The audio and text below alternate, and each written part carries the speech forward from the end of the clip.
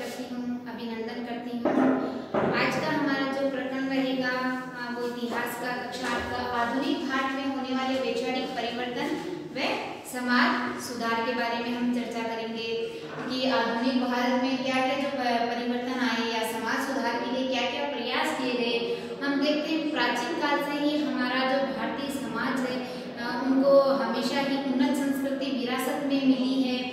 समय समय पर इसको सुधारने के कार्य भी प्रयास भी समाज सुधार ने किए हैं, लेकिन फिर भी कतिपय कुछ कारण ऐसे भी जिनके कारण इसमें रूढ़िवादिताएं यहाँ पर आ गई। बहुत सारी रूढ़िवादी यहाँ प्रचलित हो गई। उसके बाद बात करें तो महात्मा बुद्ध है, महावीर स्वामी ने ये जो प्रचलित रूढ़िवादी उनका विरोध किया। उसके बाद मध्यकाल में जो भक्ति संत हैं उन्होंने भी जो प्रचलित तत्कालीन समय में जो समाज में जो प्रचलित कर्मकांड है उनका उन्होंने विरोध किया था। अब हम आधुनिक भारत की बात करें तो 19वीं सदी में हमारे जो भारत में वो अंग्रेजों का शासन स्थापित हो चुका था। यानी हमने देखा था कि 19वीं सदी में पूरी ये जो हमारा जो पूरा भारत है उस पर अंग्रेजों ने पूरा अधिकार कर लिया, राजनीतिक सामाजिक आर्थिक सामाजिक दृष्टि से, यानी पूरे पर अधिकार कर लिया था। तो उन्होंने क्या किया था, यहाँ पर उन्होंने भारतीय संस्कृति के बीच में ही क्या किया, उन्होंने बीच में अपनी जो पाश्चात्य शिक्षा दर्शन उनका उन्होंने प्रचार प्रसार करने लगे और भारतीय संस्कृति की जो रूढ़िवादिता के कारण क्या हुआ, उन्होंने भारतीय संस्कृति की वो बुराइयां करने लगे कि भारतीय संस्कृति के बारे में उनके जो विचार हैं वो गलत थे, जिसके कारण क्या हुआ, यहाँ पर उनके देखा जाए कि कुछ जो पढ़े लिखे नवयुवक भी यहाँ पर ये भारतीय संस्कृति में ही बुराई देखने लगे। लेकिन यहाँ के कुछ समाज के जो प्रबुद्ध विद्वान जन है या प्रबुद्ध जो समाज सुधारक हैं उन्होंने ऐसा देखा कि हमारे समाज के जो ये भारतीय संस्कृति के बारे में ऐसा कहा जा रहा है ये सत्य है या नहीं। तो उन्होंने जो प्रबुद्ध वर्ग के जो समाज सुधारक हैं उन्होंने जो अपने जो हमारे जो भारत के वैदिक साहित्य हैं उनका उन्होंने गहन अध्ययन किया और उन्होंने गहन अध्ययन करके ये बताया कि हमारे जिस रूढ़िवादिता के कारण यहाँ पर हमारी भारतीय संस्कृति और धर्म की जो आलोचना हो रही है हमारे वैदिक साहित्य में, तो इसका कोई भी अस्तित्व और आधार है ही नहीं। यानी हम जिसको जो रूढ़िवादिताएं जो चल रही हैं उसका अस्तित्व उस हमारे साहित्य में था ही नहीं, यानी हमारे हिंदू धर्म में ये था ही नहीं। यानी जैसे बहुत समय उस समय हमारे यहाँ बहुत सारी जो कुरीतियाँ हैं, रूढ़िवादिताएं, परंपराएं जो यहाँ पर जो प्रथाएं चल रही थी, जैसे मैं नाम बताऊं तो आपका सती प्रथा है, आपकी पर्दा प्रथा है, बाल विवाह है। इस प्रकार की कई बहुत सारी कुरीतियां जो यहाँ पर समाज में व्याप्त थी, जिसके कारण क्या है जो अंग्रेजों को के भी भारतीय संस्कृति का ये मजाक उड़ाने लग गए। लेकिन हमारे जो समाज सुधारकों ने इनका जब अध्ययन किया तब पता चला कि हमारे जो साहित्य में तो धर्म में इससे इन जो कुरीतियों का कोई अस्तित्व और कोई आधार ही नहीं है। ये कुरीतियां जो अज्ञानतावश या किसी परिस्थितिवश ये हमारे समाज में एक परंपरा के रूप में ये प्रचलित हो गई, जिनको दूर करना आवश्यकता है। तो इसी क्रम में ऐसे बहुत सारे जो समाज सुधारक हुए जिन्होंने कुछ तो सरकार की जो सहायता से उन पर रोक लगाई। कुछ समाज सुधारकों का मानना था कि हम लोगों को समझाकर इन कुरीतियों को हम दूर कर सकते हैं। तो ऐसे कुछ महापुरुषों के या कुछ महान जो समाज सुधारक हैं उनका अध्ययन आज हम इस अध्याय में करेंगे। जो जैसे राजा राममोहन राय है, स्वामी विवेकानंद है, स्वामी दयानंद सरस्वती हैं, ईश्वर चंद्र विद्यासागर हैं, ज्योतिबा फुले हैं। तो इन जो महान समाज सुधारक हैं उनका क्या योगदान रहा समाज सुधार के लिए, उनका संक्षिप्त में हम यहाँ पर कुछ वर्णन करेंगे। आगे के जो ये राजा राममोहन राय है, स्वामी दयानंद सरस्वती, विवेकानंद, इनका विस्तारित रूप आप अपने अगली कक्षा में अध्ययन करेंगे। तो सबसे पहले जो राजा राममोहन राय के बारे में हम देखते हैं कि राजा राममोहन राय किस के समाज सुधारक थे। तो सबसे पहले हम देखते हैं राजा राममोहन राय के बारे में।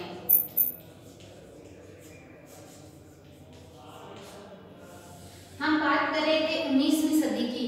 तो 19वीं सदी में बंगाल में क्या था, ये जो समाज सुधारक का एक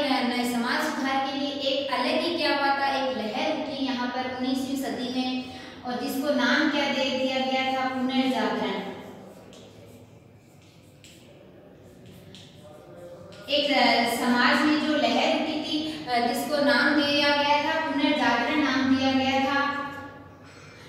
इस जो 19वीं सदी पुनर्जागरण क्यों नाम दिया गया था? क्योंकि यहाँ पर 19वीं सदी में समाज सुधार की एक यहाँ पर लहर उठने लगी, यानी जो समाज में जो व्याप्त जो कुरीतियां हैं उनको दूर करने के लिए यहाँ पर एक मुहिम यहाँ पर राजा राममोहन राय ने भी यहाँ पर शुरू की थी। बंगाल के लोग क्या करते थे, एक जो सती प्रथा मैंने अभी जो पहले बताया था कुरीति जो कुप्रथा थी सती प्रथा का, उसका यहाँ पर बहुत विभत्स रूप यहाँ पर मौजूद था। हम देखते हैं प्राचीन काल में भी हम जो सती प्रथा यदा कदा हमें देखने को या सुनने को मिली थी, सती प्रथा के बारे में हमने देखा था।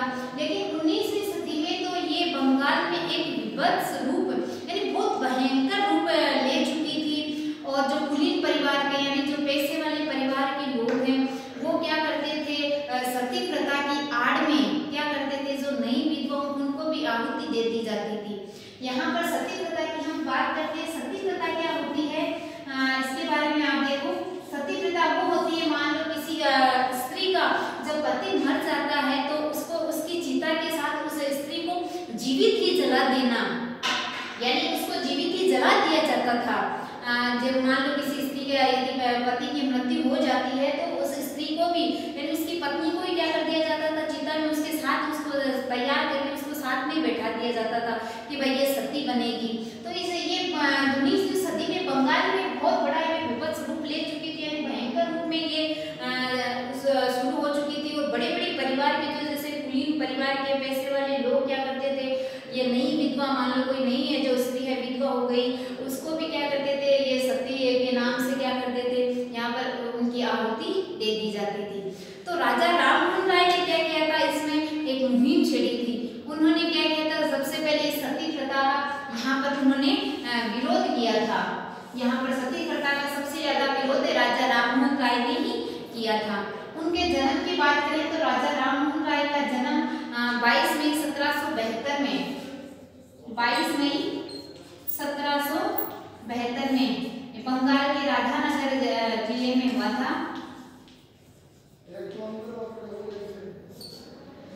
वहाँ पर जमींदार ब्राह्मण के घर में उनका जन्म हुआ था। तो उन्होंने कई वैदिक साहित्य और ग्रंथों का उन्होंने अध्ययन किया और वैदिक साहित्य और ग्रंथों का अध्ययन करने के बाद उन्होंने यही निष्कर्ष निकाला कि जो सती प्रथा की आड़ में जो स्त्री की जो नई विधवाओं की जो आहुति दी जाती थी वो हमारे समाज में हमारे धर्म में इसका कोई भी अस्तित्व या कोई भी आधार नहीं है।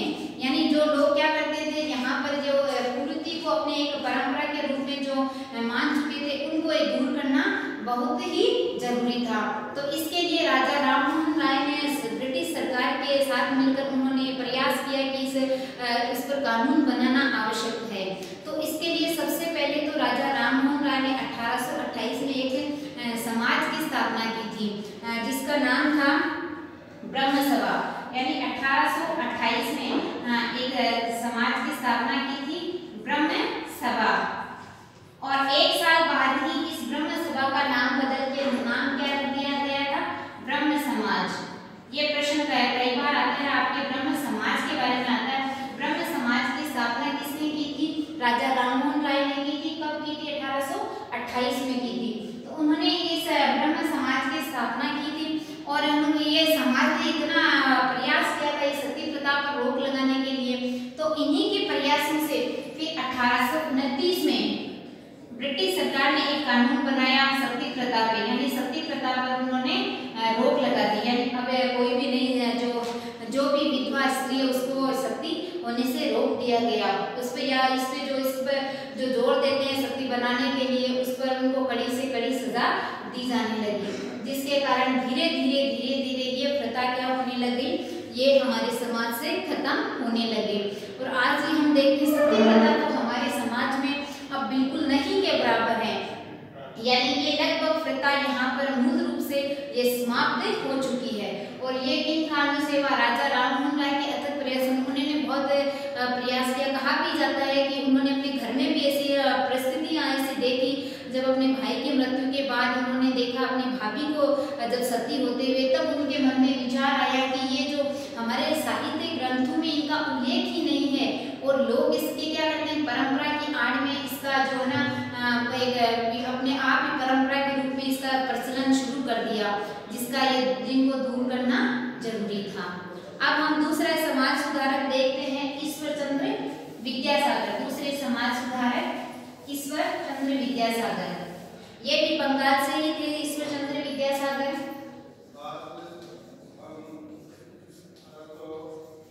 ईश्वर चंद्र विद्यासागर,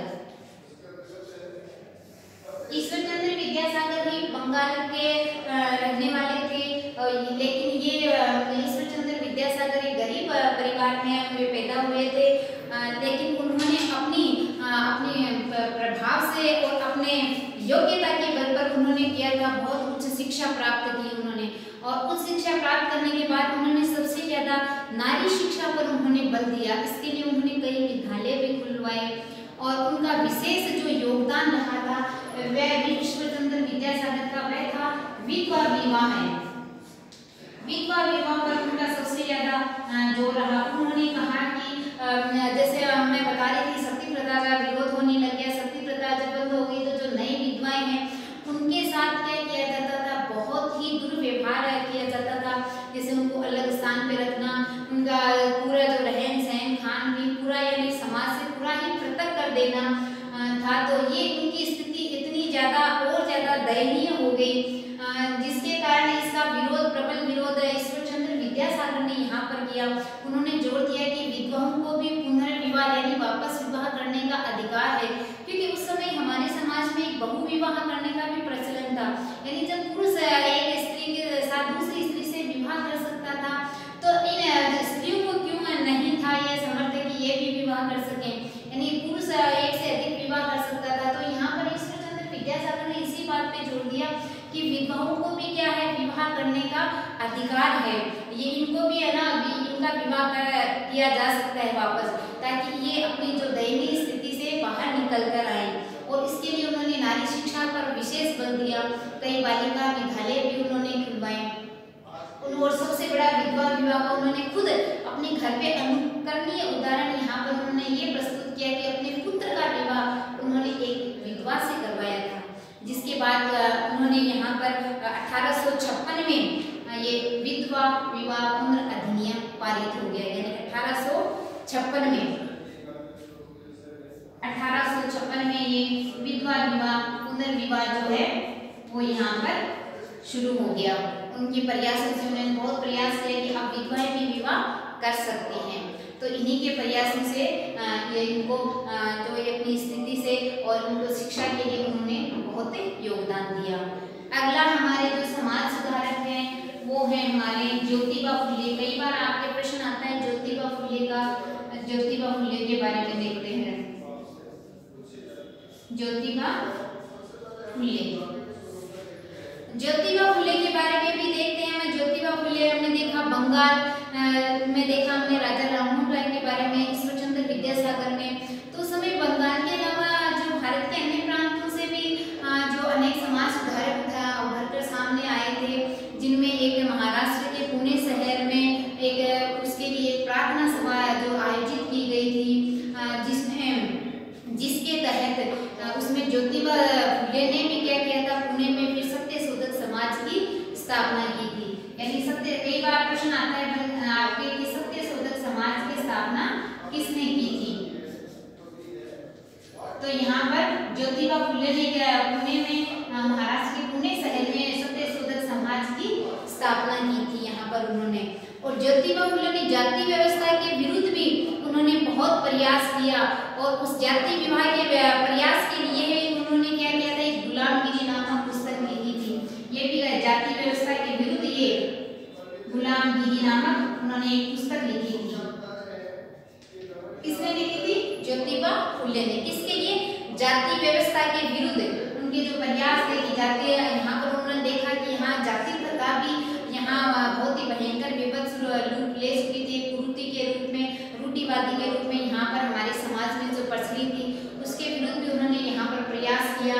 और उन्होंने ज्योतिबा फुले ने नारी शिक्षा पर भी विशेष बल दिया। उन्होंने देखा उस समय हमारे समाज में नारी भी जो शिक्षा है वो नहीं बराबर थी, यानी स्त्री को यानी लड़कियों को पढ़ने का अधिकार उस समय तत्कालीन भारत में नहीं था।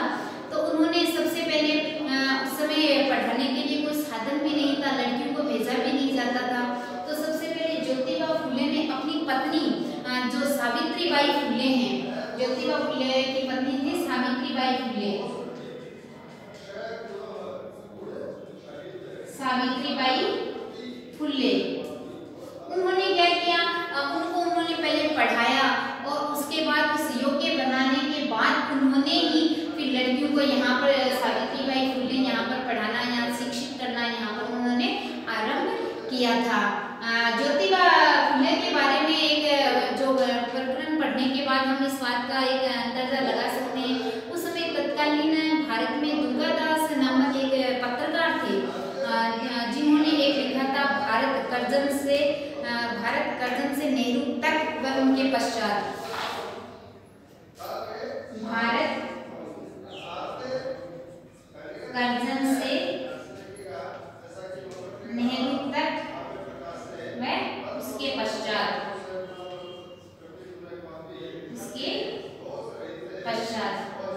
ये उनकी लिखी हुई पुस्तक है। पत्रकार दुर्गा दास ने लिखा था उस समय। इन्होंने ज्योतिबा फुले के इन्होंने जो उसके बारे में उन्होंने जो संघर्ष किया ईश्वरचंद्र विद्यासागर, तो उन्होंने देखकर ये लिखा था जब उनकी पुस्तक आई थी भारत कर्जन से नेहरू तक उसके पश्चात, तो उसमें ये लिखा गया था कि उस समय का जब स्त्री शिक्षा के बारे में हम चर्चा करें तो उस समय स्त्री शिक्षा का जो पूर्वाग्रह में खत्म होने में बहुत समय लगा।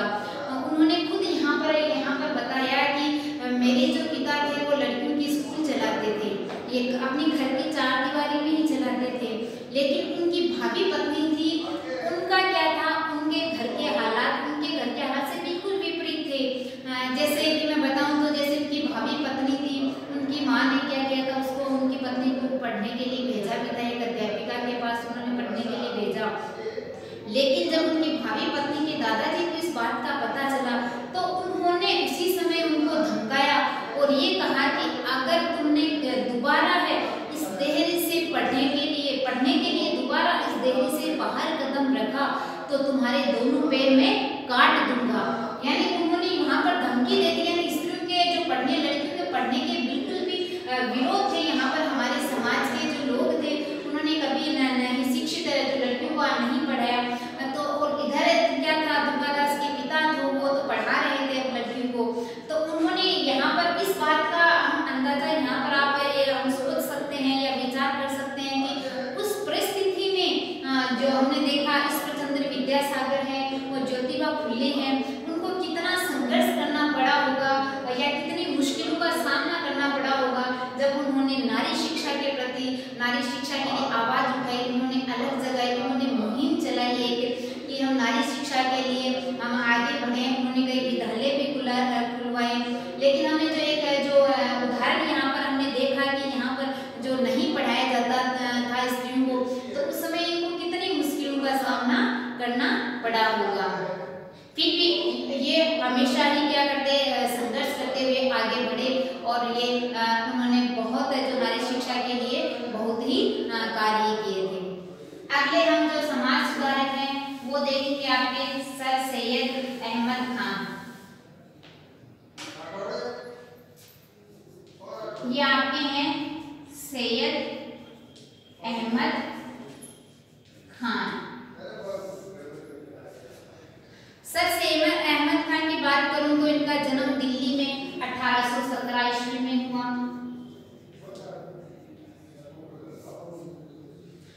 इनकी पिता की मृत्यु के बाद इनके घर के हालात के कारण और आर्थिक कठिनाइयां के कारण उन्होंने क्या किया था, ईस्ट इंडिया कंपनी में नौकरी उन्होंने प्रारंभ कर ली। लेकिन उन्होंने उसी समय तत्कालीन समाज में अपना समाज यानी जो मुस्लिम जो समाज है, उन्होंने जो समाज में व्याप्त रूढ़िवादिता उनके बारे में देखा कि हमारा समाज कितना पिछड़ापन है। तो उन्होंने भी अपने मुस्लिम समाज के लिए क्या एक मुहिम चलाई और जो नई शिक्षा प्रणाली है उनके बराबर में मुस्लिम समाज को लाने का उन्होंने बहुत ही प्रयास किया था। उसके लिए उन्होंने क्या किया था 1875 में, ये ध्यान देना कई बार आता है प्रश्न, 1875 में उन्होंने अलीगढ़ में एक कॉलेज की स्थापना की थी। 1875 में अलीगढ़ में एक कॉलेज की स्थापना की थी और यही कॉलेज आगे चलकर अलीगढ़ मुस्लिम विश्वविद्यालय के नाम से प्रसिद्ध हुआ।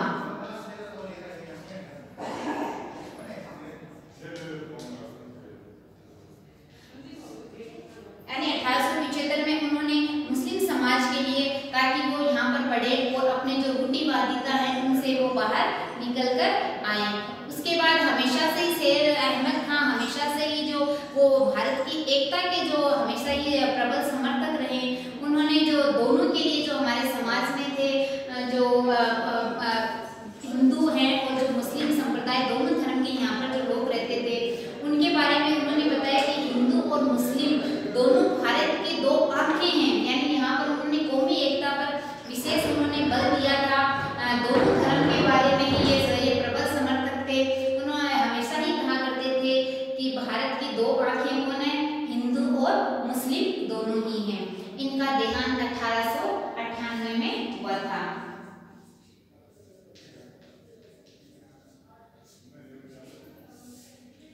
इसके बाद हम अगले जो हैं समाज सुधार की बात करते हैं, वो आते हैं आपके दयानंद सरस्वती के बारे में। स्वामी दयानंद सरस्वती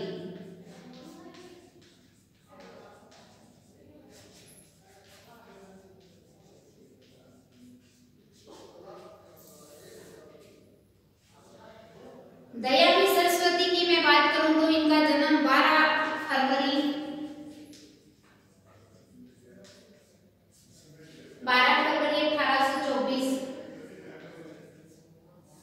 1824 ईस्वी में हुआ था। इनके बचपन का नाम मूलशंकर। ये कई बार प्रश्न पूछा जाता है आपसे, स्वामी दयानंद सरस्वती के बचपन का नाम क्या था, तो मूलशंकर, ध्यान में रखना मूलशंकर। 14 वर्ष की आयु में ही उन्होंने क्या किया था, अपने गृह को त्याग दिया था। इनके बारे में कहा जाता है कि ये मूर्ति पूजा के सख्त विरोधी थे।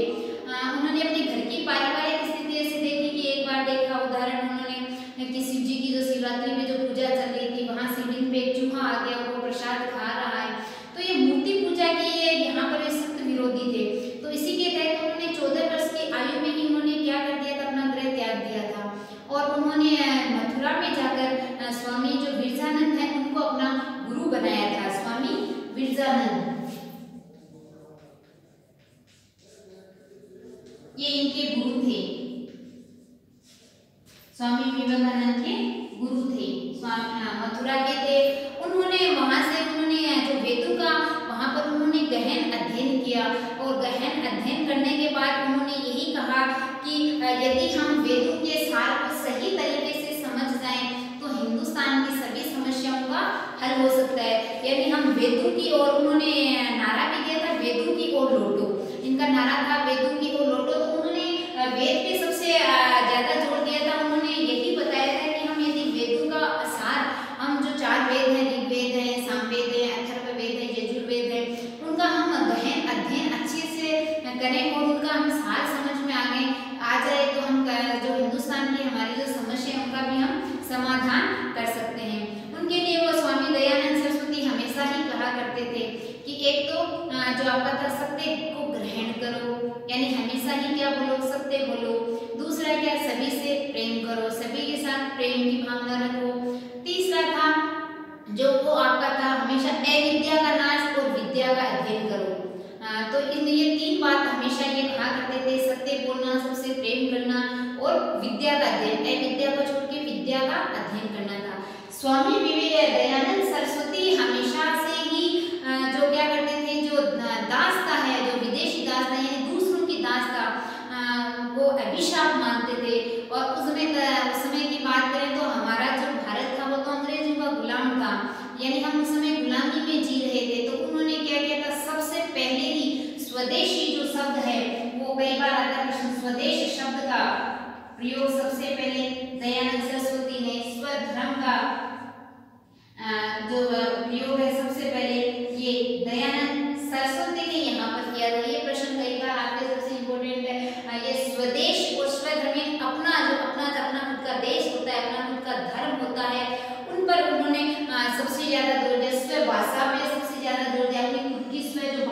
होती है उसमें उन्होंने सबसे अधिक जोर दिया। तो इस प्रकार उन्होंने क्या किया था, जो वेदों के अध्ययन जो अन्य जो जातियां हैं, जो पिछड़ी जो जातियां हैं, जनजातियां, उनको भी वेदों का अध्ययन करने की जो अधिकार दिलाने की बहुत कोशिश की। उसके बाद उन्होंने बालिका शिक्षा की भी जो उन पे भी बहुत जोर दिया। इसके लिए उन्होंने एक आर्य समाज की स्थापना की थी। स्वामी दयानंद के द्वारा कौन से समाज की स्थापना की थी? आर्य समाज की स्थापना की गई थी। और ये प्रश्न बनता है, आर्य समाज की स्थापना किसने की? तो आर्य समाज की स्थापना दयानंद सरस्वती ने की थी। आज भी आर्य समाज शिक्षित के रूप में या उनके आज भी प्रसार वेदों के प्रसार के लिए आज भी आर्य समाज हमारे समाज में प्रयासरत है। आगे हम देखते हैं हमारे जो अगले जो समाज सुधारक हैं वो हैं स्वामी विवेकानंद। स्वामी विवेकानंद के बारे में आप अपने जो पहले जो क्लास है, छोटी क्लास में, उनमें भी आप पढ़ चुके हैं। आगे की क्लासों में भी आप इसमें विस्तार से इसका अध्ययन करेंगे। स्वामी विवेकानंद के बारे में देखते हैं। तो स्वामी विवेकानंद जो है, जो बहुत ही युवा, जो उन्होंने जो युवकों के लिए बहुत ही अच्छा यहाँ पर संदेश भी दिया था। और उनके जो स्वामी विवेकानंद के बारे में शुरू से मैं बात करूँ तो उनका जन्म हुआ था वो 12 जनवरी 1863 ईस्वी में हुआ था। 12 जनवरी 1863 ईस्वी में। आज भी इनको हम प्ले डे के रूप में जो मनाते हैं ना 12 जनवरी को। तो स्वामी विवेकानंद का जन्म 12 जनवरी 1863 में हुआ था। उनके भी बचपन का नाम था नरेंद्र नाथ। उनके बचपन का नाम था नरेंद्र नाथ। तो उन्होंने शुरू में क्या थे, स्वामी विवेकानंद पाश्चात्य शिक्षा के थोड़े से प्रभाव में थे कि ये थे, लेकिन धीरे धीरे उनको पता चला कि उन्होंने कि ये हमारे जो है पाश्चात्य सभ्यता हमारी संस्कृति से श्रेष्ठ नहीं है। तो धीरे धीरे हमारी संस्कृति के उद्गत हुए और उन्होंने फिर रामकृष्ण परमहंस को अपना गुरु बनाया। यानी स्वामी विवेकानंद के गुरु कौन थे? रामकृष्ण परमहंस। यहाँ पर उन्होंने रामकृष्ण परमहंस को अपना गुरु बनाया और उनको वेदांत का ज्ञान उन्होंने उनसे प्राप्त किया। तो रामकृष्ण परमहंस ने उनको जो नाम दिया था वो था विविदिशानंद। हम देखते हैं स्वामी रामकृष्ण परमहंस ने उनको नाम क्या दिया था? विविदिशानंद। लेकिन यहाँ पर खेतड़ी के महाराजा, हमारे झुंझुनू जिले में ही है खेतड़ी, राजस्थान के झुंझुनू जिले में। तो खेतड़ी के महाराजा ने उनको नाम दिया था कि भाई आप अपना नाम क्या रख लो? विवेकानंद रख लो। तो खेतड़ी महाराजा के कहने पर स्वामी विवेकानंद ने अपना नाम क्या रख लिया था? विवेकानंद रख लिया था। ये कई बार आता है जो स्वामी विवेकानंद नाम, उनको विवेकानंद नाम किसने दिया? तो खेतड़ी के महाराजा ने उनको विवेकानंद नाम दिया था। फिर विवेकानंद खेतड़ी महाराजा के ही द्वारा वहाँ पर अमेरिका में जो शिकागो, जो मैं अमेरिका के शिकागो शहर में जो धर्म सम्मेलन हो रहा था, उस धर्म सम्मेलन में उन्होंने वहाँ पर भाग लिया था। यानी ये शिकागो शहर, अमेरिका का शिकागो शहर था। शिकागो शहर में एक धर्म सम्मेलन हो रहा था 1893 में। सितंबर 1893 में ये धर्म सम्मेलन अमेरिका में हुआ था। उसमें भारत की ओर से स्वामी विवेकानंद ने भाग लिया था। और विवेकानंद ने 2 दिन में दुनिया भर के जो विद्वान वहाँ पर मौजूद थे। शुरू में कहा जाता है कि विवेकानंद, आपने अध्ययन में भी देखा, शुरू में जब वो 2 दिन गए, बड़ी मुश्किलों से वहाँ पर ये पहुँचे। उनको पहले दिन 2 दिन तो उनको मौका ही नहीं दिया गया बोलने के लिए। उनका जो वेशभूषा देखकर उनका मजाक भी उड़ाया गया। लेकिन 2 दिन बाद में ही जैसे उनका नंबर आया कि बोलने के लिए जब उनको प्रस्तुत किया गया, तब उन्होंने दुनिया भर के विद्वानों को ये बता दिया, ये दिखा दिया कि उनका जो धर्म है, उनकी जो भारत की जो संस्कृति है वो सबसे ज़्यादा महान है। यानी पूरी दुनिया की बात करें तो पूरी दुनिया में जो भारत की संस्कृति और जो भारतीय धर्म है वो सर्वश्रेष्ठ है। उन्होंने अपने इसी के आधार पर ये पूरी दुनिया को भारत की व्यापकता और विशालता का संदेश दिया। विवेकानंद शुरू से ही मानते थे कि गरीबों की, ये भारत में जो गरीबी व्याप्त थी उनसे वो बड़े दुखी थे।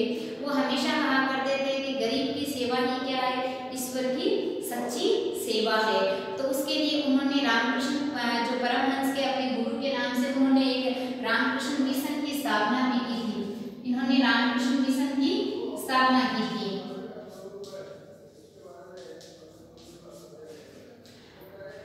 और अपने संदेश के माध्यम से उन्होंने भारत के जो युवा है उनको राष्ट्रीयता का यहाँ पर उन्होंने संदेश दिया था। अब हम देखते हैं अगला जो समाज सुधारक है वो है आपकी श्रीमती एनी बेसेंट के बारे में देखते हैं।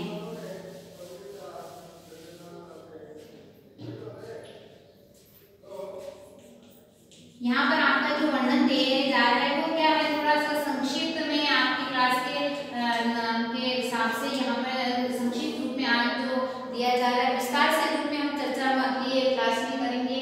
तो श्रीमती एनी बेसेंट के बारे में कहा जाता है, नाम से पता चलता है एनी बेसेंट यानी ये हमारे भारतीय मूल की तो नहीं, ये महिला भारतीय मूल की नहीं है, ये मूल है आयरिश मूल की महिला थी। ये आयरिश मूल की महिला थी।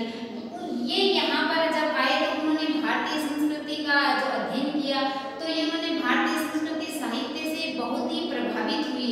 तो उन्होंने यहीं पर क्या किया, भारत को ही अपना स्थान जो कर्म भूमि बना दिया। यहाँ पर उन्होंने भारतीय संस्कृति का गहन अध्ययन किया और गहन अध्ययन करने के बाद पूरे भारतीय जो तौर तरीके हैं, रहन सहन, खान पीन, पहनावा, सारा भारतीय जैसे ही उन्होंने अपना लिया। उन्होंने बनारस में रहकर क्या किया था, समाज सुधार के यहाँ उन्होंने बहुत सारे कार्य किए थे। उन्होंने बनारस में एक सेंट्रल कॉलेज की भी स्थापना की जो आज बनारस विश्वविद्यालय के नाम से पूरे भारत में प्रसिद्ध है। बनारस विश्वविद्यालय के नाम से, बनारस विश्वविद्यालय के नाम से यहाँ पर प्रसिद्ध है। एनी बेसेंट ने भारतीय जो स्वतंत्रता संग्राम है उनमें भी इन्होंने महत्वपूर्ण जो योगदान दिया था। तो हम देखते हैं बहुत सारे हमने जो समाज सुधारक यहाँ पर देखे। उसके बाद हम थोड़ा सा राजस्थान की मैं चर्चा करूँ तो राजस्थान में भी जैसे हमने पढ़े थे राजा राममोहन राय हैं या स्वामी विवेकानंद, स्वामी दयानंद सरस्वती हैं। जो दयानंद सरस्वती और स्वामी विवेकानंद भी ये समाज सुधारक जब राजस्थान में यहाँ पर आए, जैसे स्वामी दयानंद सरस्वती अजमेर में आए थे, जोधपुर में आए थे, उदयपुर में आए थे। उदयपुर में तो उन्होंने परोपकारी सभा की स्थापना भी की थी। और उसके बाद स्वामी विवेकानंद खेतड़ी आए थे। तो यहाँ पर उन्होंने आए थे, यहाँ के लोगों पर भी इन समाज सुधारकों का बहुत प्रभाव पड़ा। तो इसी के तहत राजस्थान में भी ये समाज सुधार का कार्य हुआ।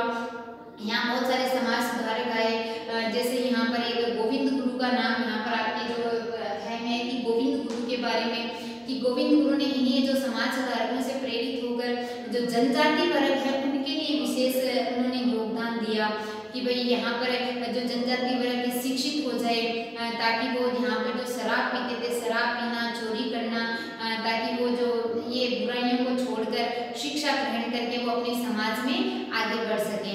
उसके लिए उन्होंने आर्थिक क्षेत्र के भी उन्होंने प्रयास किया। तो उन्होंने बताया कि आप अपना जो कार्य वो शुरू करें और बेकार नहीं करने पर जोर दिया। तो उस समय उनसे वहाँ के जो जमींदार लोग हैं और जो अंग्रेज उनसे असंतुष्ट हो गए। क्यों असंतुष्ट हो गए? क्योंकि यहाँ पर अंग्रेजों का उस समय शासन काल था। तो उन्होंने सोचा कि ये हमारे लिए जो है वो हानिकारक हो सकते हैं, जबकि ये तो सिर्फ अपना क्या कर रहे थे, समाज सुधार, समाज की जो जनजाति है उस जनजाति उनको सुधार रहे थे। तो उसी के तहत उन्होंने ये कई बार आपके प्रश्न आता है 1913 में 1913 की जब हम बात करें, चर्चा करेंगे गोविंद गुरु के बारे में। तो 1913 में जब ये मानगढ़ की पहाड़ी, बांसवाड़ा में डूंगरपुर बांसवाड़ा मानगढ़ पहाड़ी पर ये गुरु को एकत्रित करके इनके बारे में जब ये चर्चाएं करते थे तो उन्होंने एक सभा की थी मानगढ़ पहाड़ी पर। तो अंग्रेजों ने क्या किया था, यहाँ पर उन पर क्या करती थी, गोलियां चला दी थी। और इसी के तहत इसमें 1500 जो है वो भील उस समय जो मारे गए थे, भील व्यक्ति थे, भील जनजाति के लोग कहा जाता है कि उस समय वहां पर ये मारे गए थे।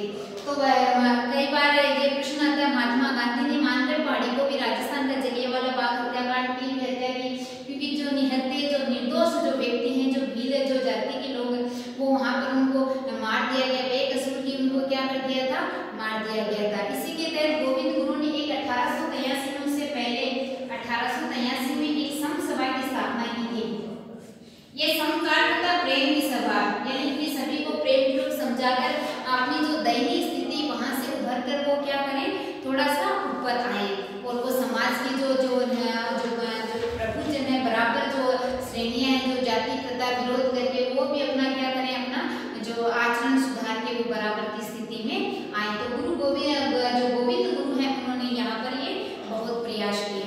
अब हम गोविंद गुरु के अतिरिक्त देखें तो और भी बहुत सारे यहाँ पर समाज सुधारक हुए, और समाज सुधारकों के साथ साथ जो राजस्थान के जो विभिन्न जो शासक हैं उन्होंने भी धीरे धीरे क्या किया था, उनको कि देखिए भी हमारे समाज में जो कुरीतियाँ जो यहाँ पर जो व्याप्त हैं उनको दूर करने के लिए यहाँ के जो राजस्थान के भी कुछ शासक हैं उन्होंने क्या किया था, कुछ जो कुरीतियाँ हैं, जो कुप्रथाएं, उन पे क्या कर दिया था, बंदिश लगा दी थी। तो मैं बात करूँ तो देखूँ 1822 में बूंदी में 1822 में बूंदी के शासक ने क्या किया था, सती प्रथा पर रोक लगा दी थी।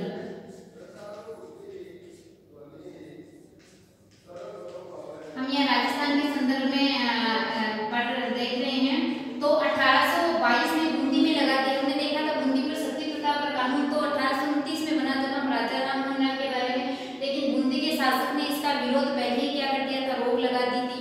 उसके बाद 1834 की बात करें तो कोटा ने कन्यावध पर रोक लगा दी थी, कन्यावध पर रोक लगाई थी। उसके बाद हम देखते हैं जोधपुर ने 1841 में त्याग प्रथा पर रोक, 1841 में जोधपुर ने त्याग प्रथा पर रोक लगा दी।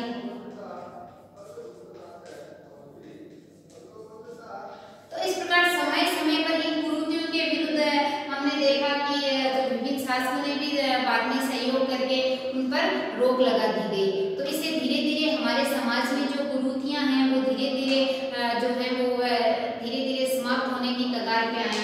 लेकिन इस प्रकार हम आज देखते हैं कि हमारे बहुत सारे जब उस समय जो समाज सुधारक थे, आधुनिक समाज भारत की हम जब बात कर रहे थे तो समाज सुधारकों में उन्होंने बहुत ही यहाँ पर प्रयास किया, जो कुरीतियां जो व्याप्त थी उनको दूर करने के लिए जो समाज सुधार का उन्होंने बहुत ही जो अच्छा कार्य किया। यहाँ पर हमने राजा राममोहन राय के बारे में पढ़ा, जिनके प्रयासों से सती प्रथा समूल रूप से आज हम देखते हैं सती प्रथा मूल रूप से यहाँ पर नहीं है।